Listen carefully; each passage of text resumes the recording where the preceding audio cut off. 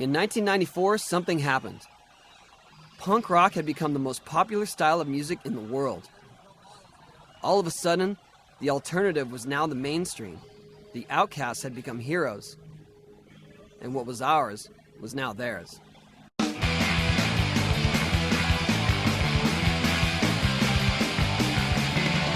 me can the hate chain be broken? Production and consumption to fight our hollow lives. Avarice has led us across the ocean toward a land that's better, much more bountiful and wide. So when mankind finally come to realize his serpent has become his demise, how much is enough to kill yourself? That quantity is known today as we blow ourselves away.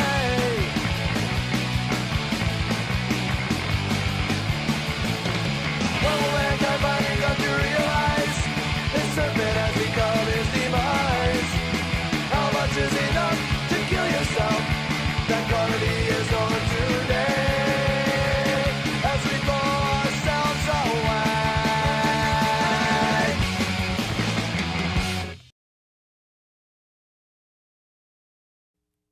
What is punk? A common question that has been at the heart of many arguments since its inception. Who started punk? Was it the Ramones or was it the Stooges? Where did punk begin? Was it Detroit or New York City? Or did it come out of England? Who was the most punk? Was it the Sex Pistols with their snarly, anti-authoritarian attitude, or was it the Clash with their socially infused lyrics? Unfortunately for you, the viewer, this film will not answer these questions, nor will it delve into the frequent arguments of who is or who isn't punk. Instead, this is a story about a group of people with common interests, who at a certain period of time took punk rock out of the basements and backyard parties and to the television screens and radio airwaves across the world. This is their story, and this is how it happened. In the early 80s, America had a blossoming punk rock scene, influenced, but not a carbon copy of, the punk rock scenes of the 70s.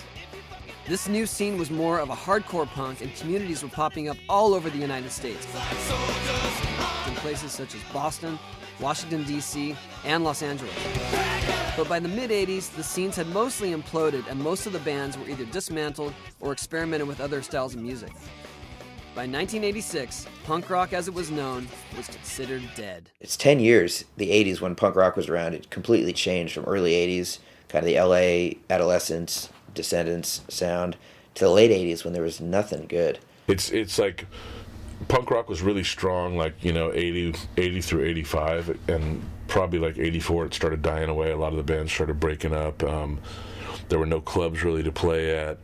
There was no functioning labels, maybe like SST, but there was nothing new really happening. It was kind of a dark time for punk rock. All the other bands had either died off or, English Dogs, bands like Exploited, started making heavy metal records. Discharge, fucking Blitz started making a techno record. I was disgruntled with the punk scene because it became very intolerant.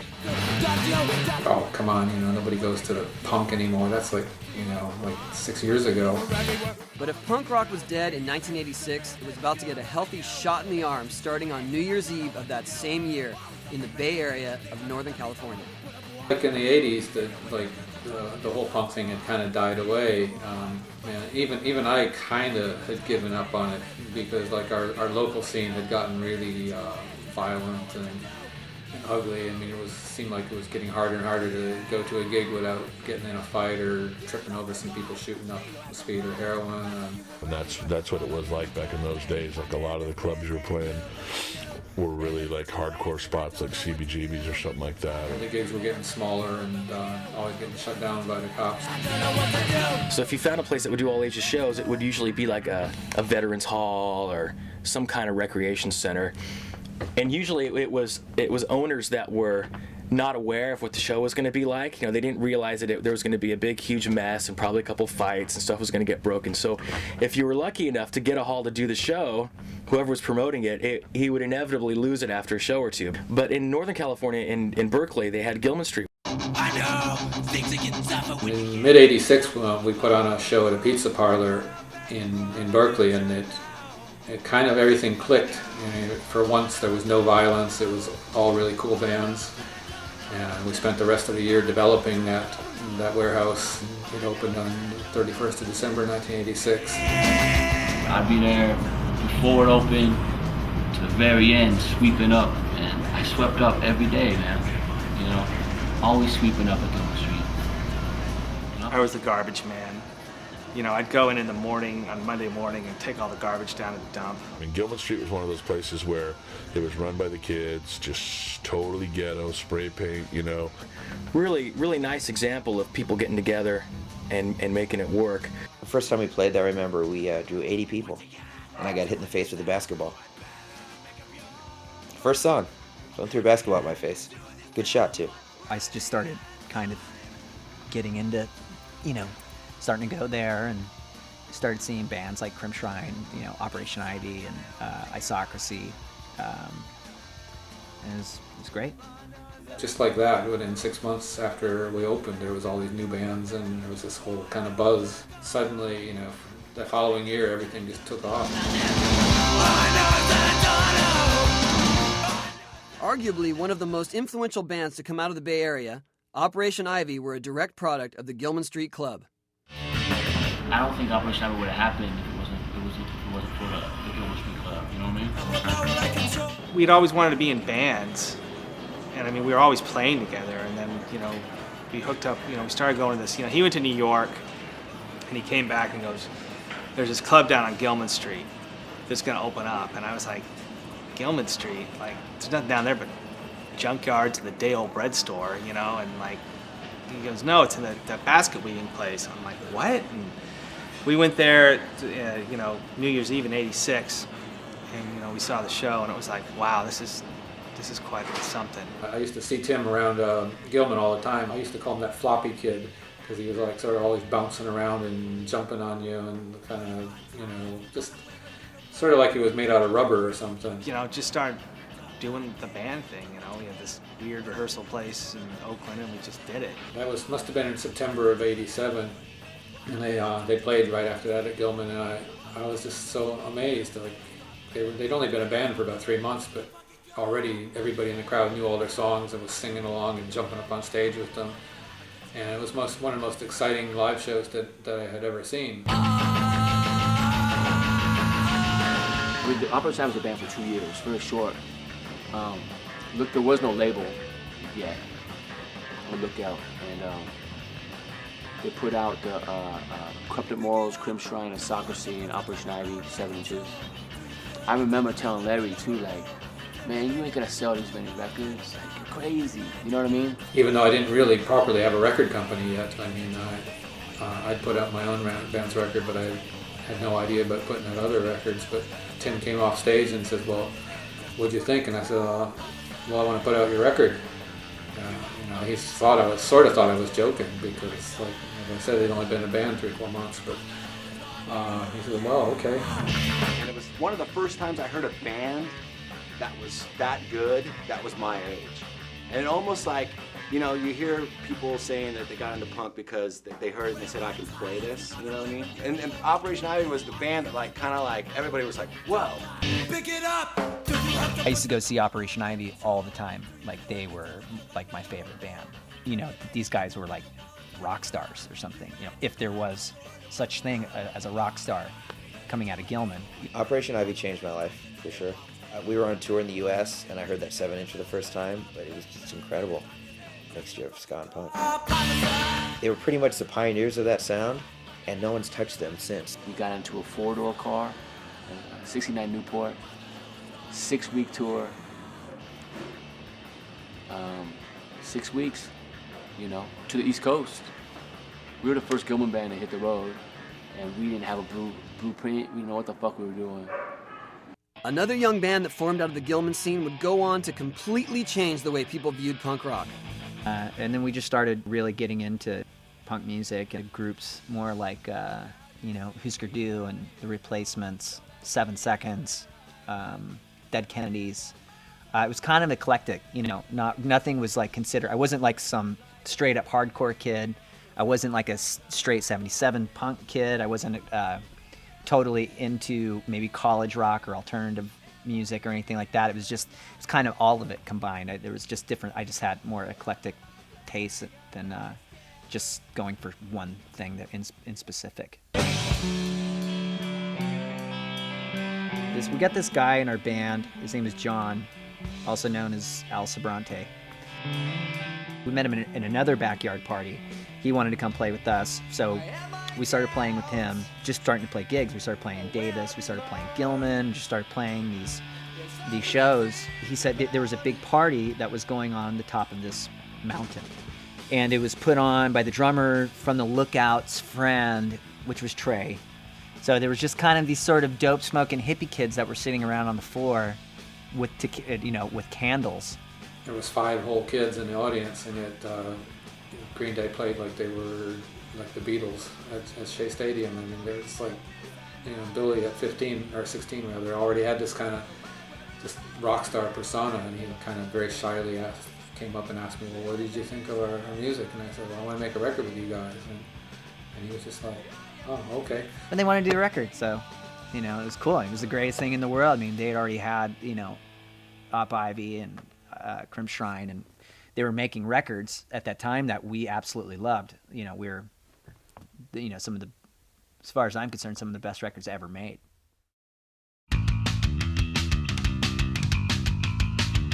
If Northern California was the new mecca for a do-it-yourself scene, Southern California was about to have its own resurgence.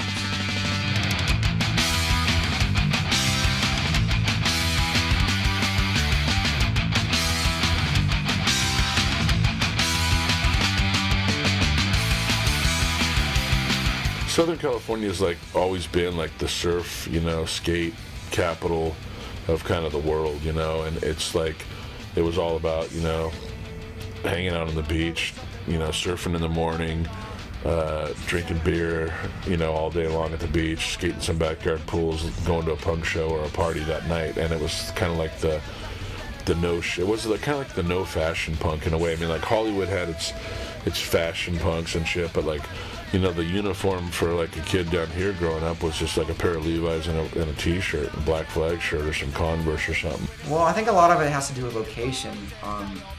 In New York where it's cold and raining and you're stuck in like the barrios of Brooklyn or something, it's like these are all hardcore bands, they're all pissed off all the time because they're screaming. Southern California, we're all happy, it's like sunny and beautiful, so we're singing about chicks and shit because everywhere we go, girls in bikinis. West Coast was political as well, but it was more of a rage, like Black Flag, and the scene down here was a lot of fighting, a lot of violence, a lot of gangs, like punk gangs, and just more of just a fucking chaotic mess of bullshit and drugs. Then up in San Francisco, you have all these, it's like a lot of educated people and a lot of artists and a lot of liberal thinking and a lot of think tanks and whatever. So you have these, you have a lot of punk rock bands that are more like socially aware and socially conscious about feminism and the environment, and they're like kind of hippies and whatever. It's out in DC, it's very political. You have all these discord bands like the Minor Threats and Fugazis of the world that are very stand for something and will actually feel like they can change the world and try because they see it happening in every day in their city. Very few good records came out from 85 to 89. Of course, with the exception of Bad Religion Suffer. That's what invigorated our whole scene. That's what changed everything. But by then, the music scene had changed completely because it was mostly, 80s metal had gotten huge. And that's all our punk friends grew their hair long and joined metal bands. And at the time we made Suffer, there was a real desert in the music, in the punk music scene. And we sort of offered a little bit of a revamped style of the early 80s punk. And by that time, Brett's skills in the studio were better. And so we became more of a high fidelity punk band in 1987 when we released Suffer. And I guess that was a eye-opener for a lot of people. Well, Suffer was the first time I heard a punk band do 3-part harmonies. I think that was kind of the start of something new. It was sort of a melodic kind of thing that people hadn't really done before, hadn't done well. So I started Epitaph proper really in like 87. And at that time I signed L7, I signed the Little Kings, and I signed Bad Religion. Also in 87, I had just gotten clean and sober. So like when I was a kid, I was a real partier and became pretty heavily addicted to drugs. And I got clean April 14th, 1987. And just right around the time that I started writing Suffer. And write, you know, so I basically got clean and sober. I needed something to focus on and put all my energy into, and that was it. It was the new, you know, the renewed Bad Religion and Epitaph. In '84, we were going to shows, myself and Greg K and a couple other guys, and we tried to get into a Social Distortion show, and it was sold out. This was in Irvine, Orange County also. So we had nothing to do, so of course we went to somebody's house whose parents weren't home, and we're drinking beer in the backyard and stuff, and just kind of shooting the shit and said, why don't we start our own band? Of course, none of us played instruments at all, but that didn't seem like a deterrent at the time.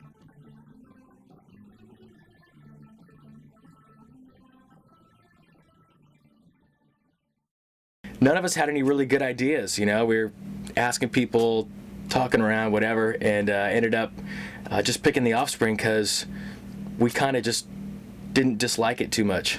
It was like the best thing. It wasn't like we were all stoked like, oh, this is the perfect name. It's like, I can live with that.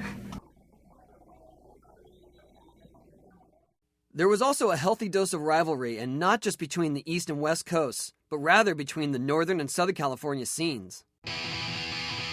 In the 90s, when we started getting into it, when Pennywise was around and NOFX and everybody,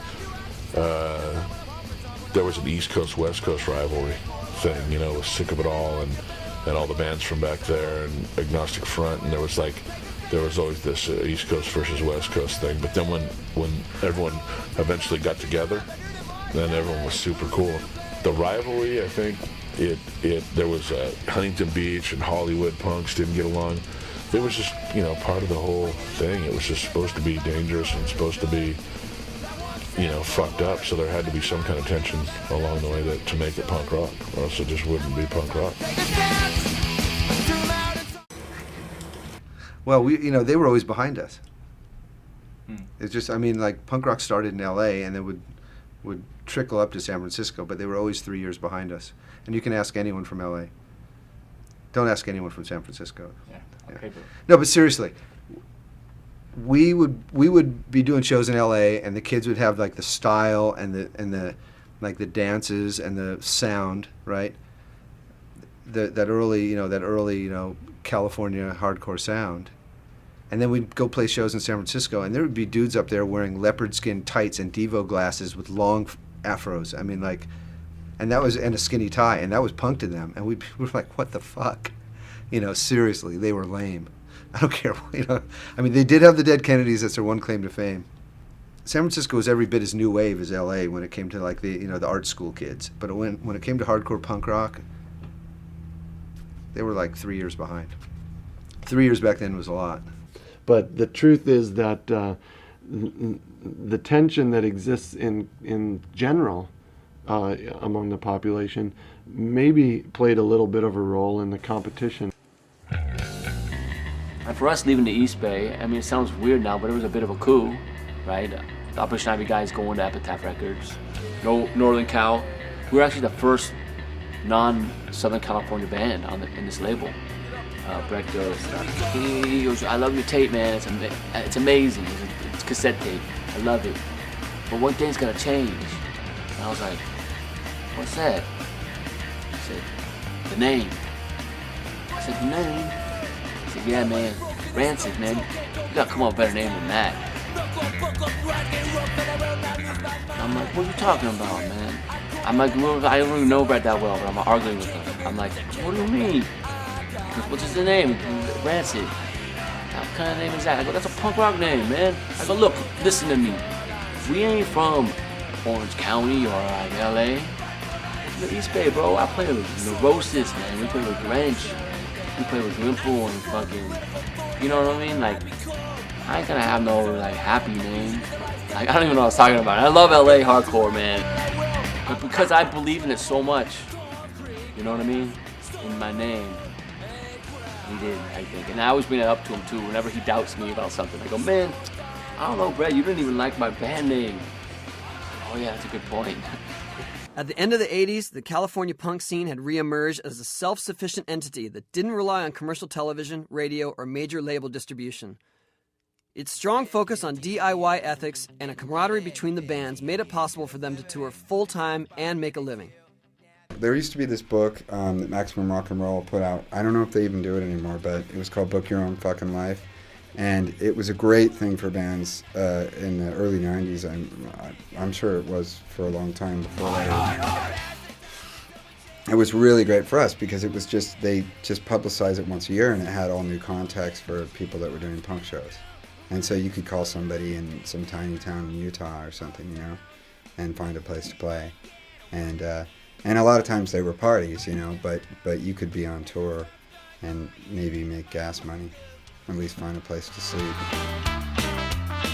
Yeah, we just played basement parties, and we played, kids would rent out vets halls, and, you know, wherever, Sioux Falls, South Dakota, and we would end up playing pretty much wherever, whenever, you know, and none of it was, there was no clubs. I think we maybe played 1 or 2 clubs.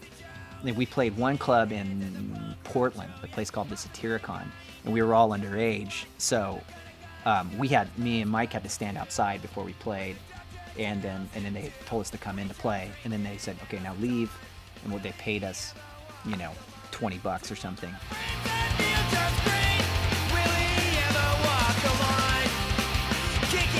And we had our Ribbed album out, and we just did a tour, and I made $1,500 when I got home from a tour, and I thought, I can live off of this. Sometimes I think of all the places I don't want to go. Then think of all things I never want to do. Think of all the people I never want to meet. I close my eyes and I go to sleep.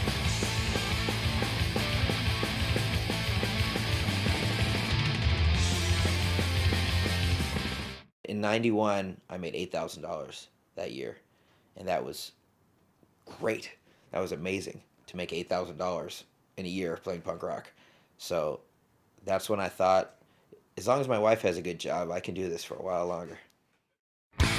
Another factor was the correlation between punk rock and the lifestyle that revolved around surfing, skating, and snowboarding. Surfing and skating you were always considered like a pothead or a loser or a dropout if you were doing that shit. So punk rock fit in naturally with that, you know. Well, you don't know anything. I grew up as a skateboarder because I wasn't an athlete, you know. Now people are saying you are an athlete if you're a skateboarder, which is totally true, but back in the day, I grew up as a skateboarder because I was a punker, you know, and it's a way for me to ride around and go get into trouble and get the fuck out of there, you know. I don't read from the same old story. Don't come on the same old. Thrasher magazine, you know, always had that connection, you know. Always made the connection, you know what I mean? You always saw bands like JFA, you know, and then you had the whole skate punk and the skate rock compilations and shit. I mean, the Faction, you know, was a band that I grew up with. One of the first shows I was ever at was at the Faction show. But they're a huge influence on getting into transitioning from the skateboard thing to the music, because they kind of, here at least, they kind of started that whole thing. And to me, it seems like they started the whole thing worldwide.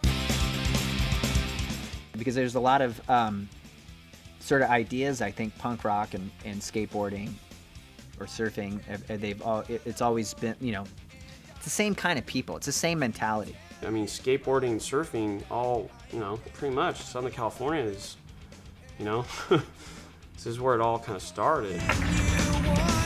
A lot of it, but mostly on the skating side. The surfing side was more like hippie shit, you know, people listening to Led Zeppelin and Bob Marley and kind of more folk music and, you know, long-haired, weed-smoking dudes. Like, it wasn't, punk rock wasn't really accepted in the surfing community. I used to have, like, Black Flag bar spray painted on my board and a skinhead out in the water, and people would want to beat me up because, you know, get the fuck out of here, tennis ball head, or whatever. But we were connected with like a local surf shop in Hermosa called Spiderboards, and through some people there and whatever, there's a guy named Taylor Steele that started making surf movies, and there was this whole young breed of surfers coming up. Kelly Slater, Kalani Rob Machado, these guys that were super aggro, super ripping, and doing stuff that no one had ever done before on a surfboard. And he put out a video, and he wanted to use, Pennywise as the soundtrack and a couple other bands. And, Bad Religion didn't surf, and Down by Law didn't surf. We grew up at the beach, so we were like, I don't know if some of those bands said no, but we wound up being like one of the main bands on one of his first movies called Momentum, and that movie went worldwide, and it kind of set the bar for this new level of surfing, and along with it came this punk rock soundtrack, which had never been heard. And you got Kelly Slater like ripping a wave to shreds and blasting airs, and you got fast punk rock music behind it, and you just looked at it and go, wow, this is it, this is right. So then it went into the skateboarding stuff, because they're aggressive sports, and aggressive soundtrack fits.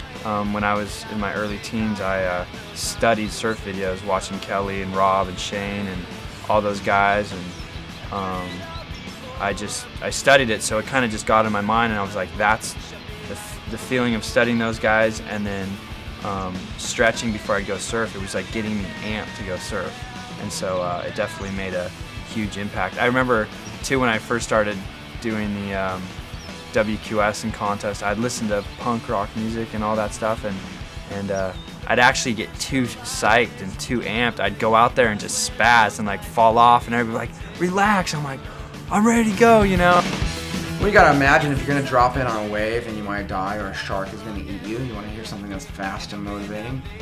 And same thing with skateboarding, but you gotta understand also too, the genesis of skateboarding and surfing were here in California, and the people that did it were complete derelicts that didn't have jobs and were dropouts out of school, so like, so the music they listen to and the life they lead is something that, it's all the same. So the music has to be just as full of some kind of personal anarchy as anything else. I don't think punk rock music chose its athletics or whatever, or these athletes chose this music. I think they kind of chose each other. And then, really, I think I got to credit to Fletcher and Pennywise. He, I think, convinced Epitaph to submit the Pennywise stuff for some of the surf movies that were coming out. I think that was the first Momentum movie. I'm not sure. There was a few of them. And that instantly, there was this whole new audience. I wouldn't say that we were responsible for it. I would say that Taylor Steele is responsible for it. I mean, I give him all the credit, because he's the one who decided to put that music into his video, and it opened the door. Taylor Steele is a surf video photographer that he's made Momentum, Focus, Good Times, all these great, historical surf films. He's the one that founded, brought Kelly Slater and Benji Weatherly into the world, Rob Machado. Before Taylor Steele came along, the surf videos, just had rock or whatever, and they had all kinds of different forms of music in it. And Taylor Steele really focused in on Southern California punk rock, putting on Offspring, Blink, Us, Pennywise, into these videos. And when this happened, it was a cultural phenomenon. It was a huge hit surfing video. It was like really the one that kind of started everybody making surf and skate videos. And then I just got it out there that anyone who's making a skate video, if they wanted music, major labels will charge you a bunch of money, but I'll give you music for free. It's a big way that a lot of my bands got popular, because kids in Kansas would buy a skate video to see the latest skate tricks, and then they would hear NOFX and they go, well, what's that? You know what I mean? I mean, it was definitely the soundtrack to all those videos, It happened for us because the very next crop of movies we were on with Ignition and stuff, and you could see it within a few months that we had a whole different audience, a whole new audience, in addition to the regular punker kids, more of the surf and skate guys. This single relationship between this culture and the music was enough to take these bands overseas. I met Taylor one day. He was videoing down at Mission Beach, and I knew it was him because the surfers out there were 10 times better than anyone who surfed there normally. And I ran out to him, and I'm like, hey, are you Taylor Steele? He's like, yeah. And I'm like, I'm Rick Devoe. And I promote concerts. And I'm like, I want to take my bands and mix them with your videos and let's tour around the world so we can go surfing. And he's like, all right. So I got a hold of the Offspring. And we did the Offspring, and it was really bitchin'. And then we did Pennywise, and then we did, we just started doing them all over the place.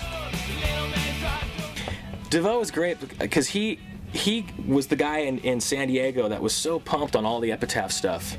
And this would be back in 92, 93 and stuff. And he was putting on shows there, and he was really combining it with the surf thing, and he got it going. When there was no radio to support, punk rock, which was that time period, and there was no MTV support for punk rock, something like a kid getting a surf video in Australia. I mean, we all know that Australia is a huge, everything revolves around the water there and surfing. And I remember Taylor Steele's video over there, was one of the main things that brought, like, all of a sudden we were popular in Australia. We had no idea. It kind of hit in certain places where, like, surfing was big. So Australia got it, Hawaii got it, Florida got it, California got it, Japan got it. And so when that happened, it kind of fused everything and made it possible for bands like us and Pennywise and Offspring to actually go out and sell tickets and sell records. It wasn't because of radio, it wasn't because of MTV, it wasn't because of anything except that video. People started buying the records, and we went over there not knowing what to expect, and we played a show in Sydney. I remember at a festival we were standing there and there wasn't one person there, and that band Live was playing at the other stage against us, and we were sitting there going, well, this is fucking bullshit, Everyone's going to go see Live. They were like one of the biggest bands in the world, and 10 minutes later there was 10,000 people on our stage going fucking crazy, and we're like, what the fuck? We had no idea, and it was all because of Taylor Steele's video. That's what I think. While the punk rock scene was reestablishing itself, all of the industry and media attention was focused on a music scene coming out of the Northwest, which they labeled grunge. Sub Pop Records seemed to be at the center of this explosion, boasting releases from bands such as Soundgarden, Mudhoney, and Nirvana. Some of these bands remained independent while others chose to sign with a major label. Even though this alternative scene was hip and promising, it had not yet had a real breakthrough genre-defining hit. But this was all about to change. On January 11th, 1992, Nirvana's Nevermind became the #1 album on the US Billboard chart, knocking off Michael Jackson's Dangerous. And this alone would change the face of music forever. There was never really an idea that we were going to make it as a band. It wasn't possible because those kinds of bands were not on the radio. They weren't MTV. They weren't making it. So the first thing that even started to change that really has got to be Nirvana and Teen Spirit. Nirvana was a punk band, There's no denying that. And when those guys broke down that barrier and that door, kicked the fucking door in with Smells Like Teen Spirit, we were like just going, fuck yeah, like now what? Well, now and then I look back in retrospect, if it hadn't been for Nirvana, I don't think bands like Rancid would have ever had an opportunity, or Green Day, or The Offspring, or whoever. Because that was huge. It was on MTV, and to me, when I saw that video, it's like, well, yeah, that's what a show kind of looks like. When they had all the kids jumping around and stage diving and stuff, and that's what Gilman Street looked like. And it was like, wow, this is actually pretty cool that this kind of stuff is being seen by a bigger audience. And that was the real break. I don't think it was Green Day and Offspring that was the real break for us. It was Nirvana. That was the first time a really cool alternative band got big, and it was pretty exciting. It was like boom, get out of the way, here comes the real deal. Here comes the guys in a flannel shirt and a fucking pair of Levi's that are just playing music, and they're not trying to be anybody, they're just trying to get their art across. They're not trying to be rock stars. Nirvana came on the map, they changed radio, got all the hair metal bands off the radio, and brought punk rock to the forefront. Even though they weren't totally punk rock, but they were a punk band, but just a kind of a different style of it. Even though people call them grunge, So they brought back stripped down, raw, real music to the radio. Like punk rock was pretty much anti-metal, anti-rock and roll, all that shit. It was no fucking makeup, and there was makeup, granted, but it wasn't like, looking. It was anti-looking like a girl and fucking hairspray and all that shit. So it was kind of funny to see the effect that Nirvana had on all the bad hair metal bands. For my generation, everyone remembers the first time they heard Nevermind. And the first time we heard Teen Spirit, actually Joey from Lagwagon, he played it for me the first time.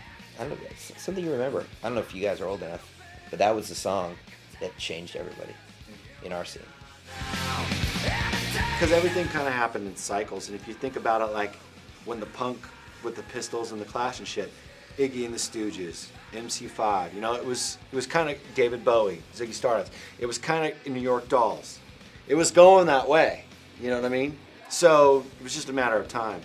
I don't really feel like there was really a separation between grunge and punk rock. Like I said, I think that there's very similar energies in both. I feel like there's very similar ethos in both. There's an honesty in all that music, and I don't really feel like there was one scene versus another scene. I feel like they kind of like were this big mass together. I mean, you also got to remember, this is when, you know, the whole music industry seemed like it was willing to take a couple more chances. You know what I mean? Because as much as people want to think it's all evil and corporate and shit like that, yeah, everything's evil and corporate. Whether it's the chair you sit on or the food that you put in your mouth, man. There's no way to escape it unless you're naked levitating in a forest. You know what I mean? And then you're a fucking hippie, and then you should be shot anyway. But you know what else was happening? Look at the guitar sales in the 90s. Fender and Gibson, those companies went through the roof as well. So, I mean, you've got a lot of different things maybe adding up. I think it was kind of just one step at a time. First it was Nirvana, and then once kids got into that, then it was easy to get into Smashing Pumpkins, and then maybe they got into Rollins or whatever. And it just got, little by little, a little bit more aggressive, and bands like us and our friends were just a few steps away. Although the grunge and punk scenes were not aligned, the fact that distorted guitars were now ruling the airwaves sent the major labels on the hunt for the next big thing. We didn't get our deal with Atlantic until 1993. So, and then 94 was a very big year.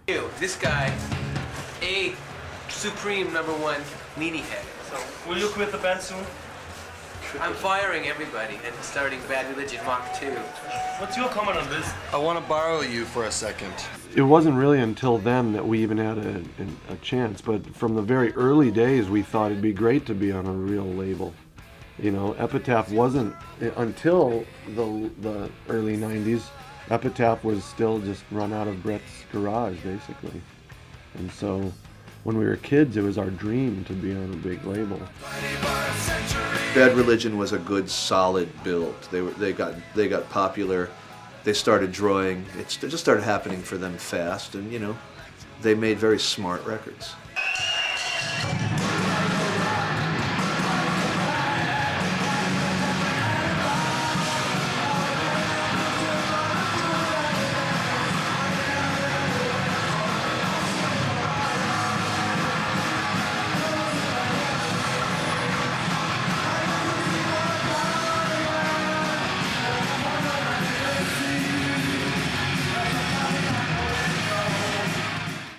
Green Day, you know, I started working with them.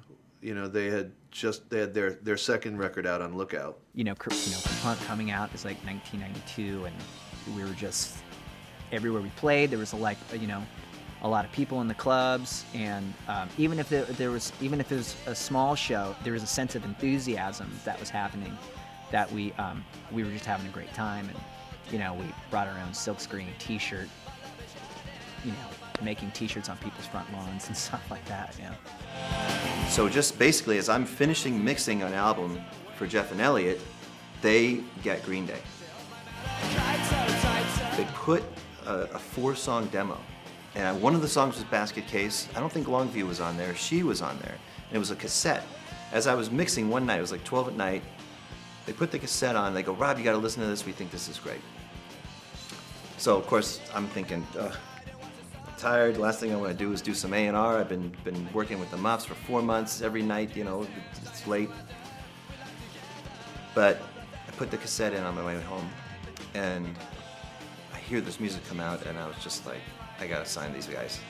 It took me like 2 seconds. I don't know. We just kind of talked to Rob, and we ended up really liking him. He had a strong opinion of music. I think we were really impressed with that. You know, he was just a huge Beatles fan. And he played guitar and was a producer, and he really wanted to put out a record. And I just think when it came down to it, he was the guy that sort of made the most sense. Because it was kind of like he was a musician and he knew what the mentality of a musician was. It seemed that everything up to this point had been brewing slowly and organically, but no one had any idea what was about to happen next. I honestly think, Kurt Cobain killing himself and Nirvana going away created a vacuum for like catchy, aggressive music. When Dookie started getting played on the radio, I thought, wow, here we go. Like this is it. I mean, Nirvana was one thing, but Green Day was, pretty much a straight up punk rock band. Green Day did to grunge is what Nirvana did to hair rock. Like, when Green Day came, grunge was done. So in essence, Billie Joe killed grunge. I was going to college and I was working actually at a record store, and there's people that had no idea about the punk rock scene at all, and all of a sudden they were asking me about Green Day, and they were asking me, like, people that I went to college with were asking about these punk rock bands, and I was like, how did you hear about this band? And they were like, oh, I saw the video on MTV, or I started hearing them on the radio, like, what's this all about? And it really kind of took me by surprise that these bands that I thought of as like underground punk rock bands were starting to get picked up on by people that would never normally listen to that kind of music. So it was really starting to tip at that point and spill into mainstream culture. For the punk rock scene, I think they were the best at the time, for sure, and the timing was impeccable because no one's ever heard power pop like that before, and power pop, it's I love that term, and I don't know who else might categorize Green Day as that, but I think Blink and Green Day and a few others kind of come from the same, they both speak to the same audience. A white suburban kid whose life isn't that bad, but it's not that good, I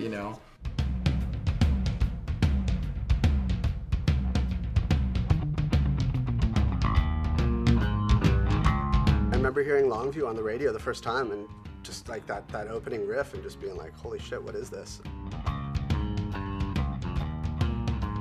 I remember when Mike wrote the bass line to it, he was on acid. And he was like sitting on the floor and kind of, oh, just check this out, and it's like, oh, that's nice. Yeah. And then, but thank God he remembered it. And then we just kind of started piecing it together, playing it in different spots. But I think the first time we ever really played that song was in Longview, Washington. And that's why we ended up calling it. Truly, it just took months. It just grinded. It took a few months, like 4 months. After 2 months, K-Rock started playing it a little bit. They played at night, and then it just grew and grew. And after 6 months, Longview basically made Dookie go gold. But it took all that time. But what was really happening is a new sound was emerging.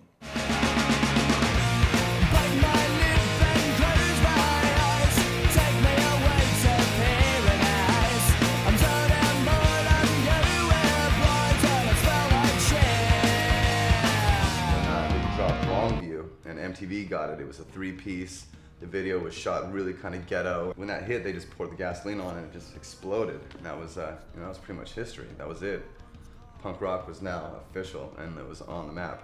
Spin magazine down and Green Day was on the cover. And I was like, yes! It was like, yes, finally! Next thing you know, Spin magazine put on the cover 1994, the year punk broke, So the whole music climate changed. It wasn't just for Epitaph. All of a sudden, punk rock was on the radio. It's just unheard of when I was growing up. It was going to happen eventually. It had to happen.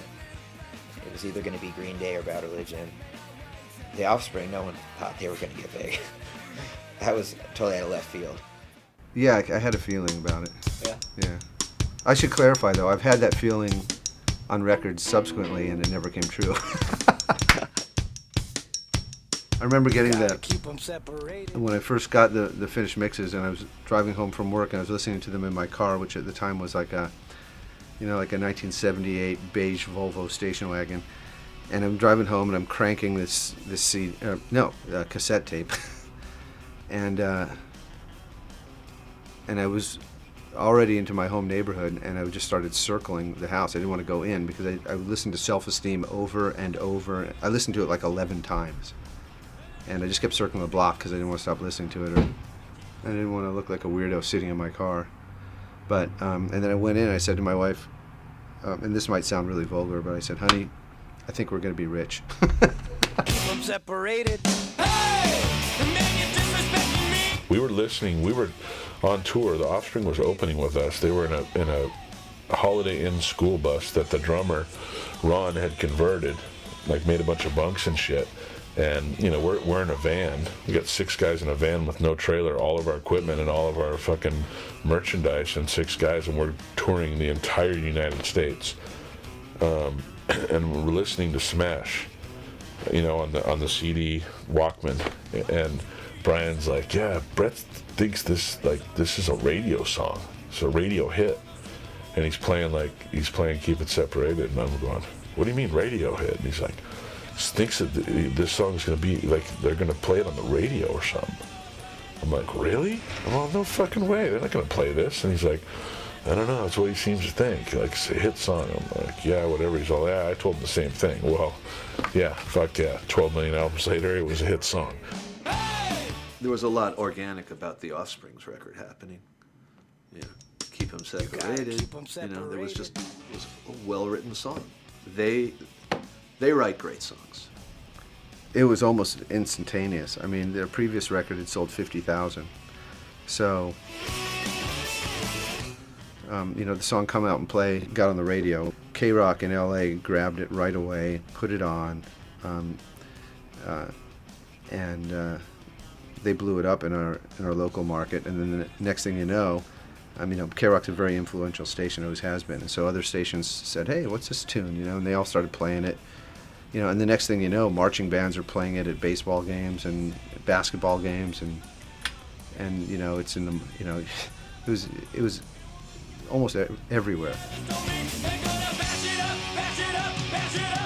They were playing Keep 'Em Separated over the radio, and I was eating lunch or something, and I saw the people and the cooks in the kitchen doing this sort of like Egyptian dance. We were just so happy for Brian and all the guys in the Offspring, because it was like one of us hit it big, you know.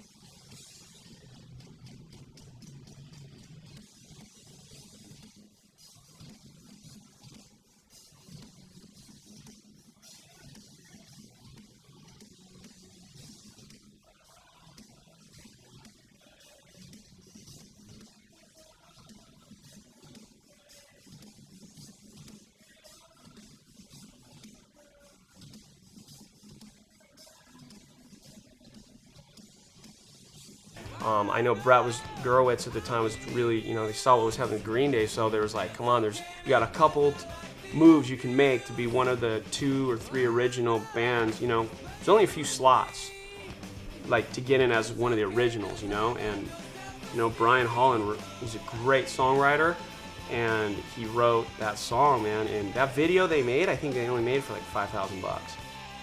It's so, you know, it was really cool that they did that and helped all of us out.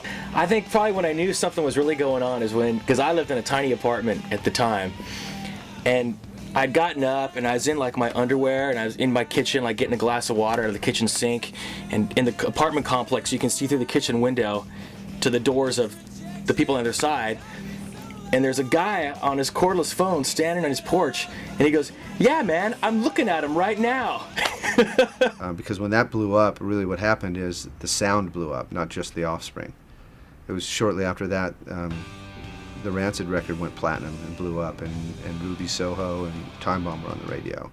It was around that time that I quit my band after writing a record for my band that went gold. So, you know, one day punk rock is this cool underground thing that I'm doing and working very hard on and nurturing and developing, and then it just popped. I call it the democratization of punk, when punk left the urban center and you could now find it in the malls throughout America, throughout the world.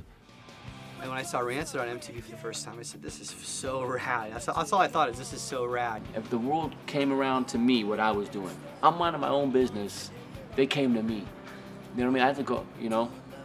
Well, you know, it was just a crazy time because, I mean, everybody thinks that, you know, they have some preconceived idea that there's so much money going around that, you know, all of a sudden, like, because you're maybe on TV or you're doing this or you're doing that or you got this kind of record or whatever, or you got your pockets are lined with fucking dough now, all of a sudden. It's like, well, if that's the case, why is my man out in the street? Couch surfing. You know what I mean? I mean fucking top ramen. You know what I mean? If this is the glamorous lifestyle rock and roll, where's my fucking... give me some real spaghetti, man. I actually thought that they were all successes, whether they sold or not, just because I thought that the music was so cool. But, I mean, face it, you know, Punk and Drublic sold 500,000 records. So if you want to monitor it as a success in that way, that would probably have been the biggest record. Well, yeah, NOFX got a gold record, but I think it took us 8 to 10 years before it went gold. Oh, yeah? It never hit the charts. Punk and Drublic, I don't think it ever sold more than 2,000 records a week, but it did 500,000 in the U.S. eventually. You know, bands like Bad Religion and NOFX started raising the bar and writing really good songs. You know, I kind of noticed that the scene had totally changed. I saw a grown man walk into a bar with a NOFX hoodie, and I knew NOFX from forever. I knew Fat Mike from summer camp. Probably when Basket Case came out, I think, you know, towards the end of that single, I think it was like things were, you know, it was like Woodstock and Lollapalooza and, you know, mud fighting and all that shit. It was like, well, this has definitely gone haywire, you know. But it wasn't just the bands that were experiencing this unprecedented level of success. The indie labels, most of which were run by the bands themselves, were also reaping the benefits of punk rock's newfound popularity.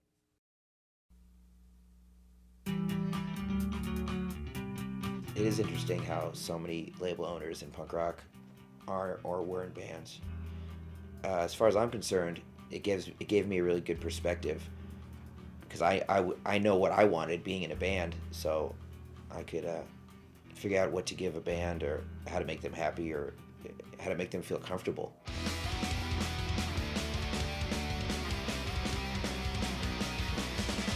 Because I just told them things that I would want to hear or just honest with them. I know working with Mike is always really cool for us because he had a first-hand idea.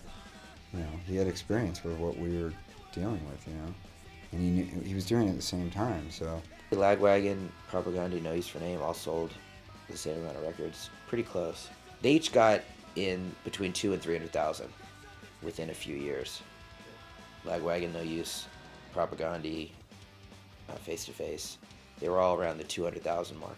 And then our next record, Leche Con Carne, was kind of ridiculous. It was more or less like an overnight thing, and it was the first album on Fat to sell 100,000 records. Epitaph had a huge part to do with it. Was that you know, they were really, I mean, if you think about that label, you know, here's a guy that's like, you know, probably selling records out of his apartment, and he ends up, you know, making some of the most definitive punk rock in history.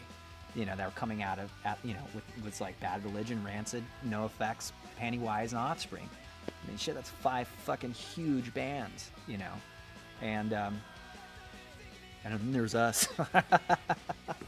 Well, I mean, it changed everything. It put us on the map, for one thing. We outgrew our little space. We had Offspring records piled up to the ceiling. Epitaph Records was just a total breeding ground for, like, creativity, you know, punk rock, like, just playground. It was like you had this father figure, Brett, you know, Gurewitz, in a way, who was in one of the greatest punk bands of all time, Bad Religion, and he's kind of saying, yeah, here, you know, I'm going to do this for you, I'm going to do that for you, I'm going to put your records out and do whatever you want. Fuck yeah, that's radical, that's punk, that's cool, do this. And you're just going, wow.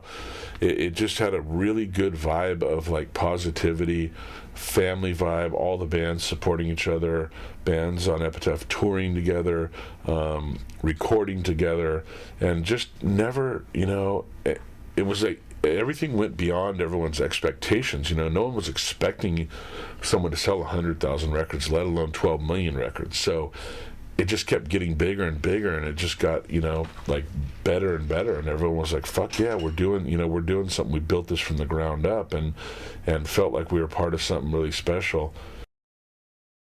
I always thought it'd be cool to have a label.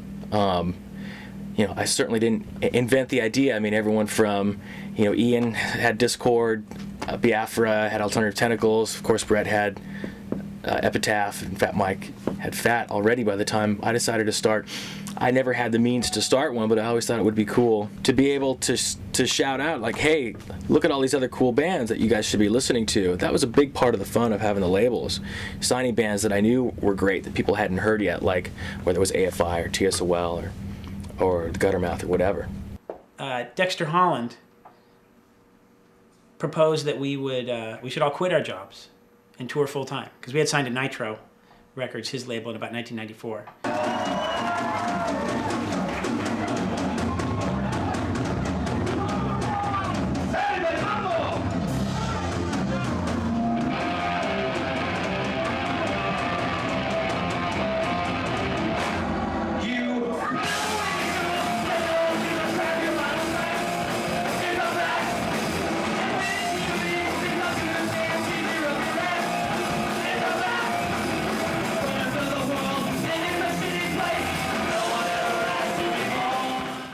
With punk rock's skyrocketing popularity and record sales, it seemed as though everybody was trying to get onto the bandwagon, whether it meant dyeing their hair blue or trying to sign the next Green Day. You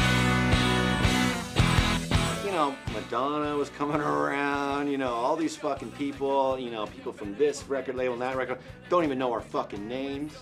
You know what I mean? Just like, yeah, can I speak with Jim Frederiksen? How does my name sound like fucking Jim, dude? It's Lars, you fucking prick. Next, you know what I mean? So it was crazy because, you know, all of a sudden everybody's paying attention. We handled it well, I think. In the mid-90s, we really could have signed to any record deal we wanted to any label. But we met with one. We met with Hollywood Records. And the meeting was so distasteful that we never wanted to have another major label meeting again. And basically, we just kept asking the guy, what can you do for us that Epitaph can't, or we can't do for ourselves? And he really had no answer.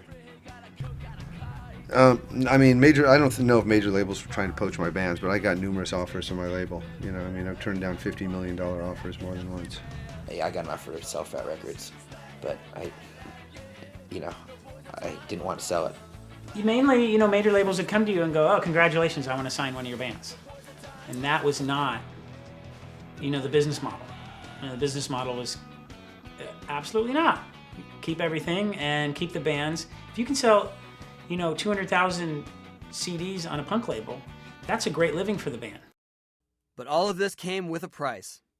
Had the DIY ethics of punk rock been compromised to reach this level of success? With the term sellout being thrown around heavily, the backlash was really starting to heat up. You know, it was like back then, you know, the Offspring were the good guys for having a platinum record on an indie, and Green Day, where everyone was like mad at Green Day, you know. But whereas the Offspring and Rancid were cool because they had platinum records on Epitaph. And back then there was a real division in what people thought was right and acceptable within the punk rock community, the punk rock ethos of doing things on your own. Do you do it yourself? Do you stick with an indie? Do you sign with a major? Do you take your shot? Do you not? And I mean, it really divided things. There was a huge argument for years and years in the punk rock community of, you know, who's a sellout, who's not a sellout. Oh, this band signed to a major, oh, you're a sellout. Oh, you're on an indie, okay, you're still cool. There was that whole struggling mentality in the scene, definitely. We didn't want to be on an indie major. You know, we didn't want to, you know, we were on Lookout. We loved Lookout. That was, to us, for us, I mean, Lookout was the ultimate independent label. We ended up taking control of it ourselves. We took control of, like, our own destiny. So, you know, so for us to sort of to make a leap to a different indie just didn't make any sense. When Green Day hit the airwaves and it blew up, you know, there was a huge backlash. Like they were banned from Gilman Street. They were banned from fucking, you know, the whole Bay Area was pretty anti-Green Day, right? I don't know how bummed Green Day was. You know, it's a catch-22. I know they were bummed because that was their hometown and that was like, you know, their whole deal. But at the same time, they were making millions of dollars. So, you know, where do you draw the line? I think that mentality is definitely necessary, though. I mean, for a club like Gilman to say to close their doors to certain people. Did you get like a memo or anything? Nah, you know what? When we signed to a major label, we knew we weren't ever going to play there again. Yeah. We knew it. There was no memo. We knew the deal, and we did it anyway. Apparently there's a list now at Gilman Street of bands that are banned from there, and we're on the list, but no one ever called me and told me we were banned. And we've never done anything against them, and we've never been on a major label or MTV or commercial radio, really, so I'm not sure why we're banned from there. We put out our own records. We're probably the biggest DIY band in the world, but I think they just want to ban us because we're fun to ban. Well, yeah, we received a lot of backlash, but I wouldn't say from fans. I'd say from what we call the punk police, and people who talk about the rules of punk and how this is punk, but that is not. Those are, to me, some of the most uninteresting people to hang around, and those are the ones who did most of the criticizing. You can't please everybody, but the backlash never bothered me because we're doing the same thing. We're still on Epitaph Records. We stayed indie, doing what we want to do, playing music that I love. The backlash never affected me, man. It never did. I walk down any street, go to any show, do what the fuck I want to do. Rarely did people say shit to my face. That was rare. No one ever say shit to me, man. You know what I mean? What are they gonna say? Your song's on the radio. Yeah, that's me. That's my music. I love my band. That's my brothers. This is what I do. Nah, I never gave a fuck. Like this, I remember this guy comes up to us one time at a Blink show and he's like, "You guys are fucking awesome. You're amazing. Oh my God, what label are you on, this and that?" And I go through this whole speech of how we were on an independent, but we couldn't get paid and we couldn't find our records anywhere. They couldn't keep up with getting our records in stores, so we had to move to a major label. And so now we're on MCA, and the guy goes, "Oh, well, I run Gilman Street," and turns his back and walk away. And we started laughing. We're like, "Fuck Gilman Street!" It smells like throw up, And we thought it was we thought it was the funniest shit. We'd never played Gilman Street. I know that you had to submit your lyrics. I think we were going to play that at one point, and they asked us to submit our lyrics, and then they read what our lyrics were, and they said, "You know what? I think we're cool. Thanks." When we were down in Southern California at this festival.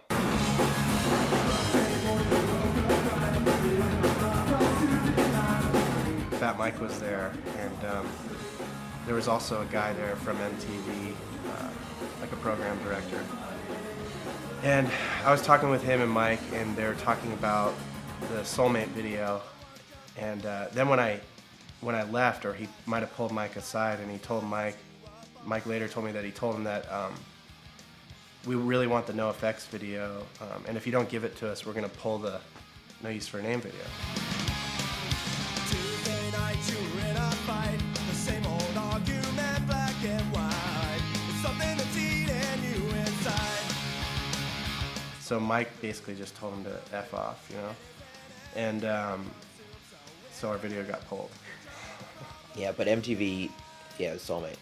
MTV pretty much stopped playing that video because we wouldn't give them our video. Punk rock's success in 1994 also led to the formation of a small tour that would take the DIY ethos, punk rock camaraderie, and so-called extreme sports from California and take it all over the United States.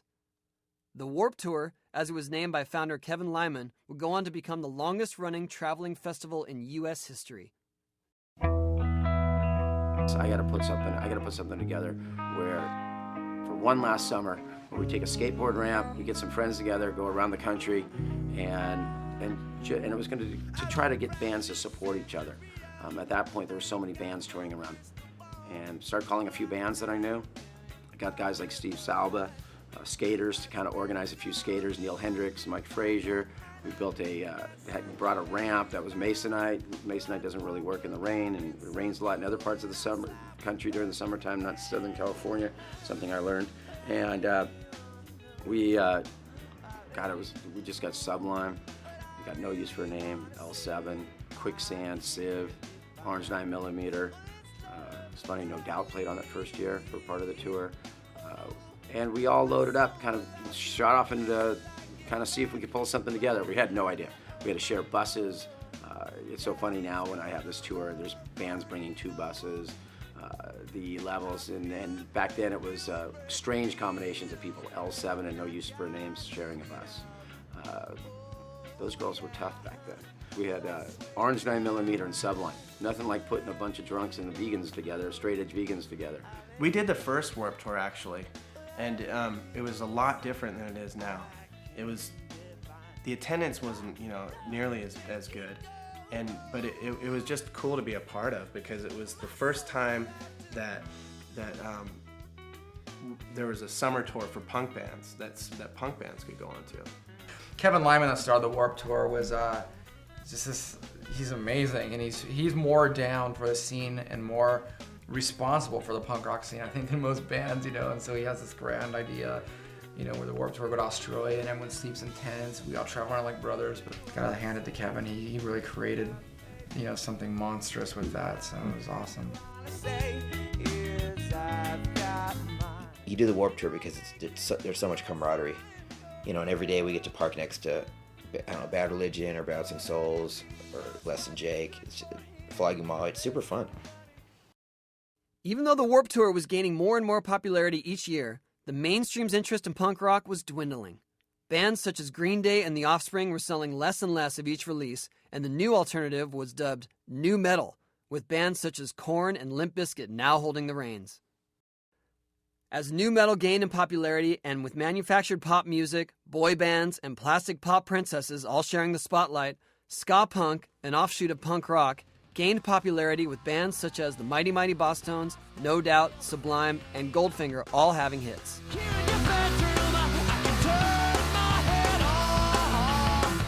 But 2 things would happen at the end of the decade that would cement the importance of the 90s incarnation of punk rock and pave the way for the slew of breakout pop-punk bands of the new millennium.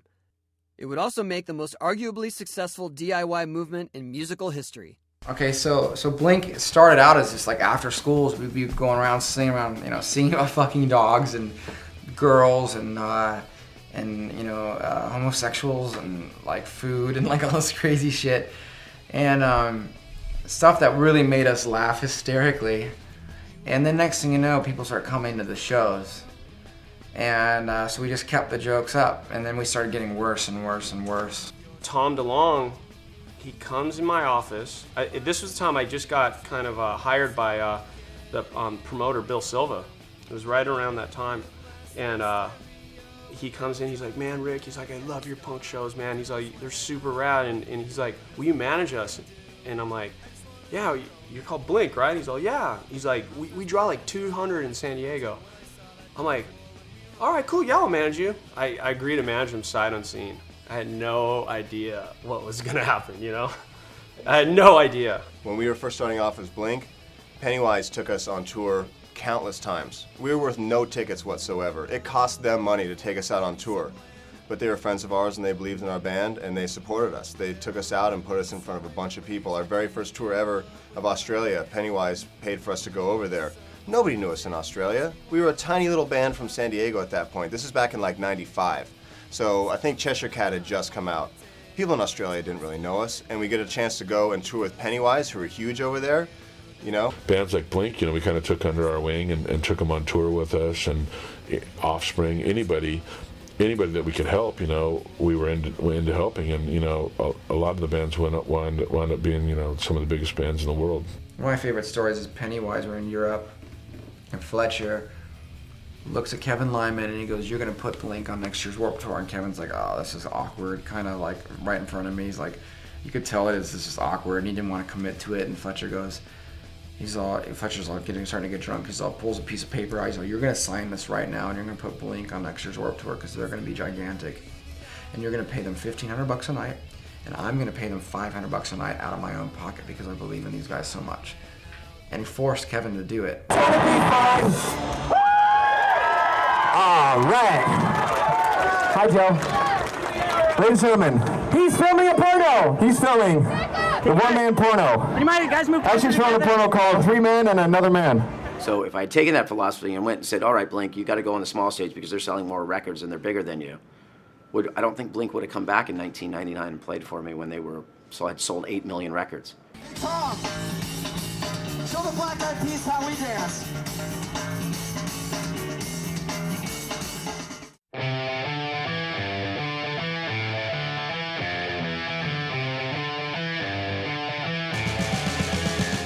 In LA, K-Rock was, all about playing Damn It, and then started playing Josie, but Damn It was really just became like a staple, and they were really like in Southern California, they had just really created this thing, and a lot of other places, they toured the country a bunch of times, but it was a lot smaller, and I think just at the end of that cycle, they'd sold about 600,000 records, and it felt like they were on the verge, and they went into the studio to make Enema. None of us ever thought that it would do what it did. I mean, we didn't even think, it wasn't that we didn't think it was possible, it's that the thought never even entered our head of what it was going to do. We were just writing songs that we loved and doing what we did.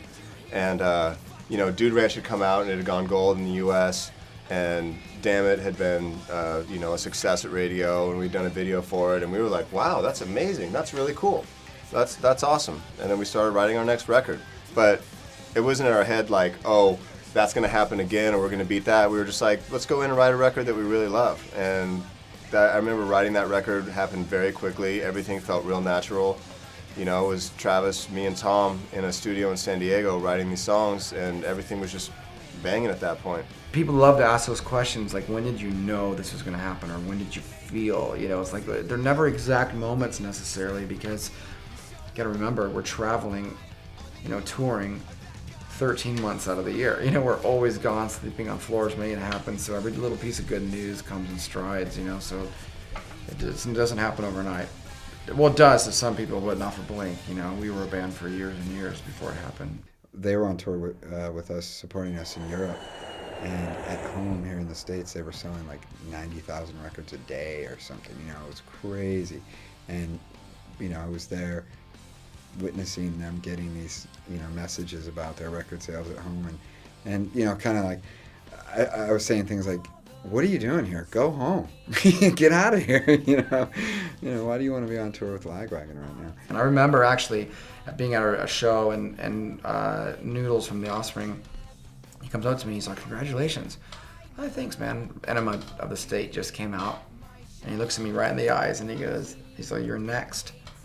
And I go, well, don't say that. I hope. That'll be right. He's like, no, you're next. And then right after that, we sold 7 million some records or something of that album. And I always remember that one moment because I didn't believe him when he said it, I remember standing on stage at a sold-out Madison Square Garden show and looking up and seeing the scoreboard in Madison Square Garden and having just this feeling come over me of, oh my God, I can't believe that we're playing a headlining show at Madison Square Garden and it's sold out, and how can you top that? Got bigger and bigger and bigger and bigger. And then one year my life completely changed and I couldn't go anywhere in my private jets, limousines, and buses.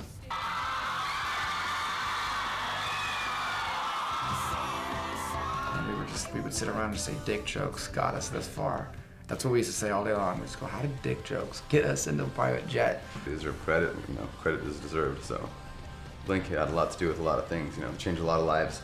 After Blink came, there was just, we would, when you tour and stuff, you get tons of people coming to you, listen to my record, check this out, and every single record we got from every kid sounded just like Blink, and so, it was revolutionary. It was, equally as revolutionary as Green Day when it hit, I don't think they just didn't get the credit that came with, selling 20 million records. You had Nirvana come in with a punk attitude and just an edge, but it was grunge. You had Green Day come in, and then you had Sublime and No Doubt kind of in '96, and then Blink just kind of kept the dream alive, I think, for pop punk and for punk rock for that matter. On the flip side, Green Day had been struggling to make the same impact that they had in 1994 with Dookie. A cultural phenomenon such as Dookie is a hard thing to do once in a career, let alone twice, as Green Day did. On May 14th, 1998, the most successful television show in history, Seinfeld, was having its final episode after 9 seasons. This was a big deal, When Jerry Seinfeld announced in December 1997 that they were canceling the show, it was on the front page of every major newspaper across the world and even made the cover of Time magazine. As the final episode of the show drew to an end, the track Good Riddance, Time of Your Life by Green Day was played. That single episode of Seinfeld was watched by 76 million viewers, which equated to 58% of all television viewers that night. I think, well, you know, what's interesting about Time of Your Life is that was actually written for Dookie. That was written during the Dookie era, but it didn't fit on Dookie. But it did seem to fit on Nimrod. And so, again, I don't think it was anything conscious. We were just being honest about what how the band was feeling, and I think Billie was, you know, willing to branch out more and experiment with other things. Good Riddance, or Time of Your Life, was a song that at first we were like I actually said to them, I think we should put strings on this, and they were like, "Are you strings?" And I said, I know. It's like it's a punk band, but we're with strings." And they were like, "All right, well, you know, Beatles did it. You know, eventually you can't just stay in one box." I mean, it's really a credit to them as artists that they have such a wide array of things that they can do. I mean, there's nothing. They can play any kind of music. They can do anything. You know, I really think that, you know, Billie Joe Armstrong is probably the Lennon McCartney of this generation, or of the last generation. I mean, I think he's such a prolific songwriter that I think that's first and foremost, and then everything else, and the history that he had, you know, growing up where he did, and how he brought his band up, and being who he was, certainly didn't hurt. But his songs, I think, were the most important thing. And before, they're probably the biggest punk rock band actually until their time. So I mean, you're always kind of looking at them, seeing what they're doing, but they're really cool and rebellious, you know, and they were fun and colorful. They're like cartoon characters almost, you know. It's something unpredictable, but in the end it's right. I'm done.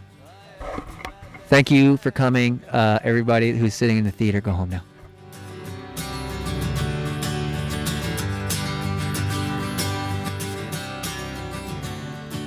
It's something unpredictable, but in the end is right. I hope you had the time of your life.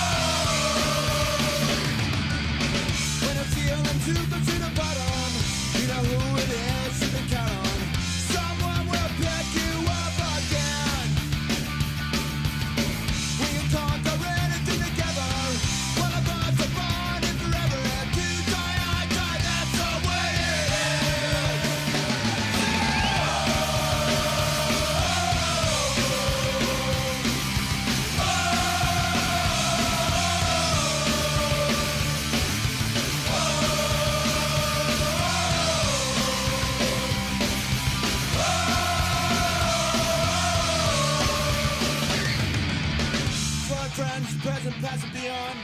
To all those who weren't with us too long, life is the most precious thing you can lose. While you were here, the fun was never ending. Laughing made it was all you get it. Jason, my brother, this one's for you.